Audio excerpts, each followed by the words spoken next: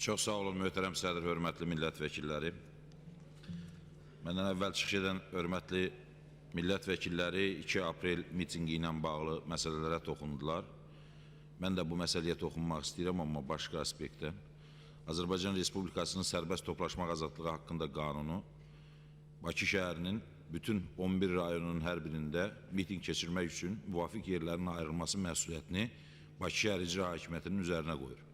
Çox təəssüflər olsun ki, nədənsə Bakı şəhər icra hakimiyyəti miting keçirmək istəyən siyasi təşkilatlara Bakı şəhərinin yalnız bir rayonunda gözdən İraq, könüldən uzaq bir yerdə miting yeri göstərir, Bibi Heybətdə stadionda.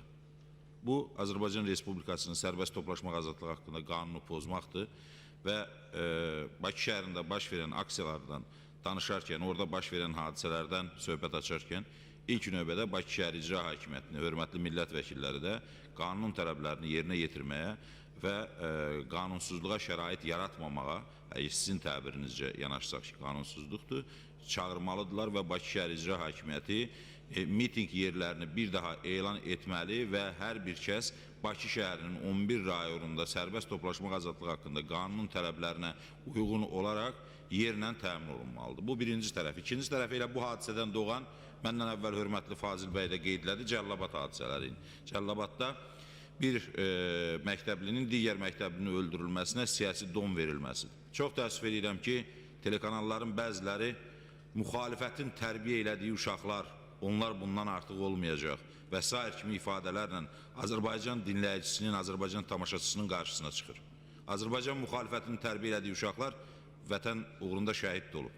Səngərdə bugün döyüşür də, xaricdə Azərbaycanı layiqincə də təmsil edir. Uşaqları bu cür bölücülüyə cəlb etmək, uşaqları bu cür prosesə cəlb etməyin özü nə dərəcədə etik normalara sığır? Və ya bir hadisə baş veribsə, bu hadisəyə görə hansı dönəmdə Azərbaycanda birinin evinin qarşısında piket keçirilir?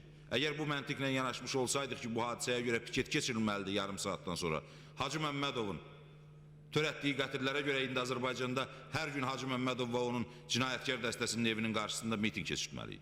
Çox təəssüf edirəm ki, bunu Cəlilabad rayon təhsil şöbəsinin, adına təhsil şöbəsinin müdiri keçirir və müəllimləri o prosesə cəlb edir.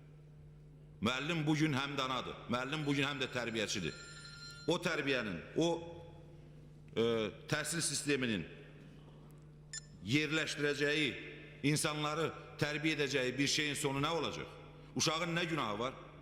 Cinayət məcəlləsinə görə hər kəsin təqsirsizlik prezumsiyası da var. Hələ cinayətkarın olub-olmadığını, hadisənin hansı şəraitdə törədildiyini bilməyə-bilməyə kimlərəsə cinayət